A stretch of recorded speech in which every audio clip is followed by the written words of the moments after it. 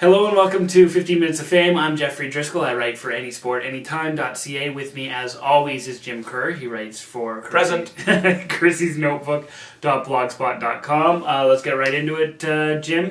This week, we say goodbye to the Edmonton Eskimos. This year, the team failed to make the playoffs. This is the second time the Eskimos haven't made the playoffs since 2006.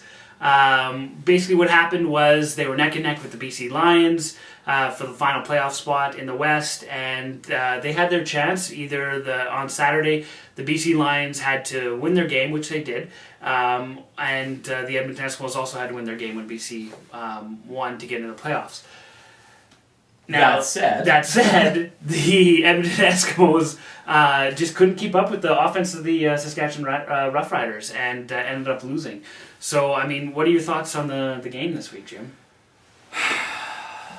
That's about it. That's all I got to say. It's just they started off well. They were putting points on the board early, and then I don't know. Maybe Saskatchewan's defense came up stronger than they were expecting or than they could handle at the time. It's just unfortunate. It is unfortunate. After what we've seen from the offense in the past 5 or 6 weeks, you know, if any one of those games we could replace with this one from this past weekend, you know.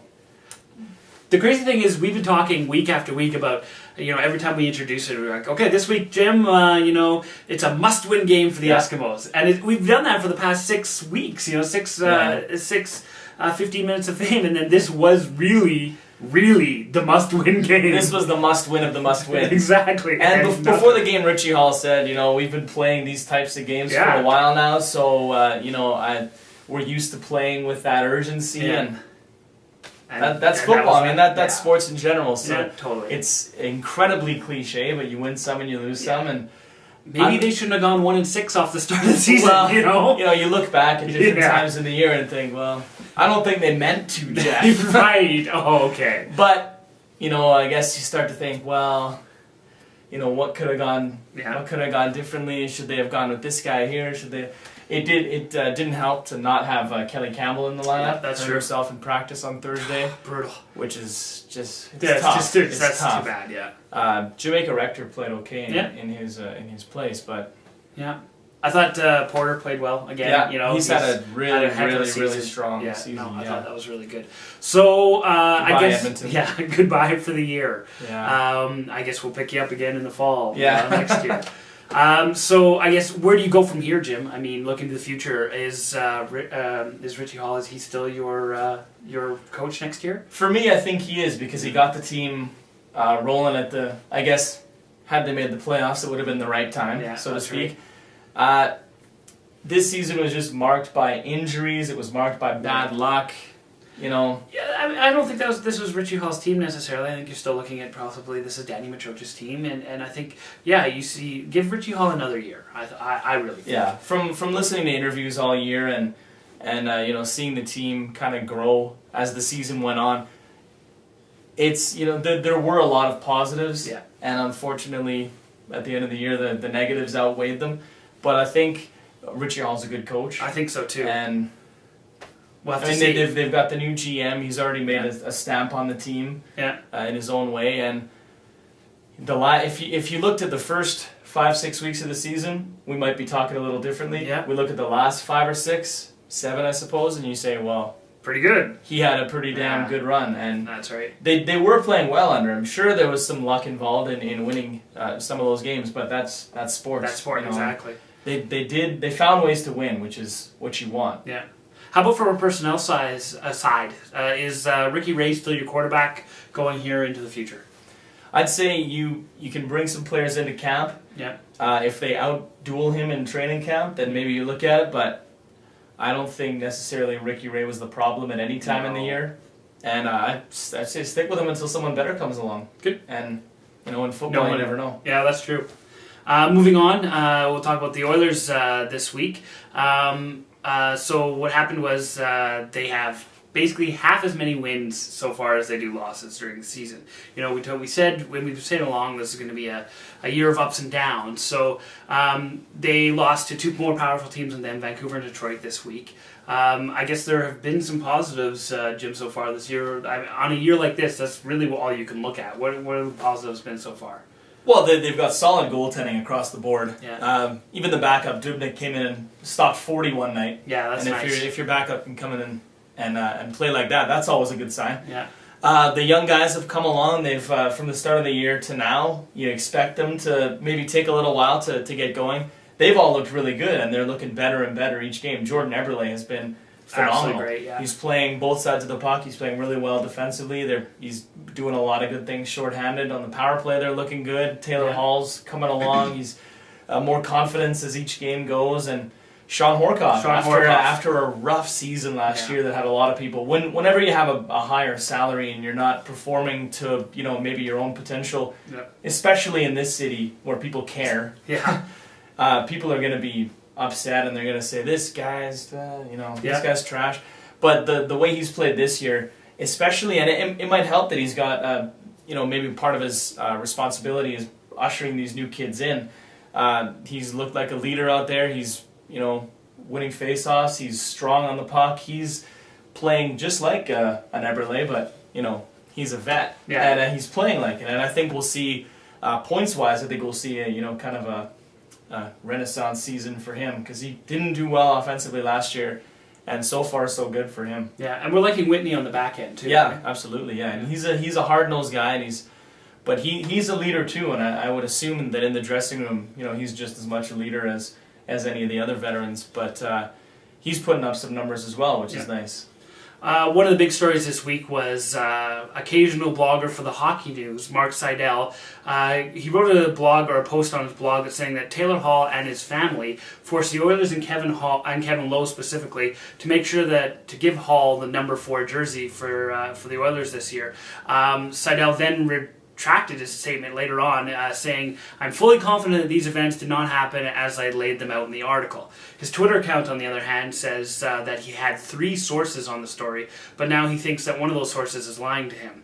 Have you, Jim, seen, with all the press that Taylor Hall's been getting, have you seen this sort of arrogance that this writer had talked about in there? That he would have the gall to demand to have the number 4 jersey? Have you been seeing any of that? To me, no. Yeah, no, he doesn't seem like that kind of guy. And for a guy he's definitely a decorated junior player, I could see him maybe having that attitude when he, even coming into the NHL. But for me, I haven't seen it from interviews, interviews across the board, and he doesn't seem like an arrogant guy, or that level of arrogance, anyways. And I just don't feel like he would have the stones to go in there and say, "Listen, give me the number." Yeah. and who would it would have to be someone that outranks Kevin Lowe to say, "Listen, Kevin, you give him that number." Yeah, there are too many people out there like that. And I mean that number 4 of Kevin Lowe is a reminder of the glory years of the Oilers, of which there haven't been too many when you compare with certain organizations around the league. So, and Lowe still works there. Yeah. If it was a guy who plays somewhere else, or not plays somewhere else, but works somewhere else, or is out of the game or whatever, maybe I could see them. Okay, listen, we're just going to give you the number. But Lowe's there every day. Yeah, that's right. I just doesn't sound like there's anything to that. Yeah, and I don't feel like Taylor Hall is that guy. Yeah. Maybe he is. Maybe he is. Maybe we'll find that out. Well, I guess that there's only a handful of people that know for sure. But that's right. Even from the team dynamic, you might get some that might rub teammates the wrong way, and then certainly. We've all seen how a bad teammate can affect the overall product. Yeah, just like last year. So I just don't feel like that happened. Yeah. And for him to come back and say, well, maybe it didn't happen the way that I quite wrote that. Yeah. We're a little late to this game, but this past week the San Francisco Giants won the World Series. They won the last game 3-1 against the Texas Rangers. Lincecum had a hell of a game there pitching, and we've been talking all this past couple of weeks about how this is the year of the pitcher in the major leagues of baseball. Did you see that going into the World Series, that it was the year of the pitcher still continuing Absolutely. on? Well, it was a funny start to the World Series because it was Cliff Lee. Yeah. A postseason hero against Tim Lincecum, and the game 1 was 11-7. Yeah, I know. Real pitcher's duel there. Yeah. But as the series went on, it became, I don't know what happened in game 1, but they both got on the mound again, and it was another good game from both guys. But the whole season and right into the playoffs, a lot of strong pitching. There was a ton of shutouts in the postseason. Yeah. So good for them. The pitcher. Good for them. Did you enjoy, Jim, seeing a Red Sox-less, Yankee-less, New York Mets-less? The Mets are never. Well, yeah, never. But I do like it. You like seeing the World Series without those teams? Wow, when you can spend hundreds of millions of dollars, it's always fun to see those teams fall short. Yeah, I know there's a lot of Yankees fans and a lot of Red Sox fans, but yeah, although it's funny that you mentioned that because the World Series was. Lost in ratings to Dancing with the Stars. I didn't see the Dancing with the Stars. The series clinching win was beat by Dancing with the Stars. On the Sunday, it was beat by a regular season NFL game. Well, how about that, second lowest rated. Oh, yeah. Phillies Rays was the lowest rated. And that's what happens, I guess, when you don't have the Yankees. But that Dancing with the Stars, man, that was fine programming right there. So... yeah. If we keep doing this, we might get done. Yeah, exactly. We'll be that tier of star soon. We're going to go to quick hits now. So Joe Thornton was suspended for 2 weeks this week for hitting Dave Perron from... it was a blindside hit to the head, Jim. Right after Thornton came out of the penalty box. The NHLPA appealed the decision to give him a 2-game suspension, but Gary Bettman, the commissioner, held up the suspension. Did you like this call, Jim? I'm not quite certain because I don't know what I know they don't. If it's blindside, then that's a no-go. But I've seen a ton of blindside hits. Yeah. Until they make it more clear, I think I agree. And I think you also have to look at, is the player putting himself in a vulnerable position, and wasn't Perron skating with his head down? Oh, he was definitely skating with his head down. If you're skating like this and a guy hits you, well, no matter where he is, it's blind. Because he hit him head on. He was in front of him. Yeah, Joe Thornton was in front of Perron. Yeah, I guess define blindside. Yeah, I think the guy doesn't see you. Well, if you skate right towards him and his head's down, I guess that could be considered a blindside hit, but it's not. No, exactly. Ex-Edmonton Eskimo and Canadian Olympian and current Calgary Stampeder Jesse Lumsden is injured again. Again, and he's out for the year. Jim, ACL. Should this guy hang him up? I feel horrible for Jesse Lumsden. I feel absolutely horrible for him. At every level, he's hurt himself. When he was up trying out with the NFL, he had, I believe, groin injuries that they're not going to keep you if you're injured. No. And when it's your tryout, that's par for the course. Comes to the Eskimos, blows out his shoulder. Comes back with the Stampeders after a long layoff there. He gets a touchdown a couple of weeks ago. When I read that, I was just... About his injury? Just floored, about the ACL. Because it's a different part of the body now. That's right. I don't know. The guy's just all over, I'd love for him to come back and play again, but he's... At some point, he has to, sit down with himself and say, is this worth it? Yeah. Because that's a lot of rehab. That's another surgery. That's not good. This is going to go against his Olympic. Because I'm sure he wants to pursue the World Cup circuit or whatever. Whatever they do for bobsled. Yeah, exactly. But just horrible news. I saw that and thought, oh man. Yeah, that was too bad. Because he seems like a good guy. He's a heck of a football player. When he's healthy.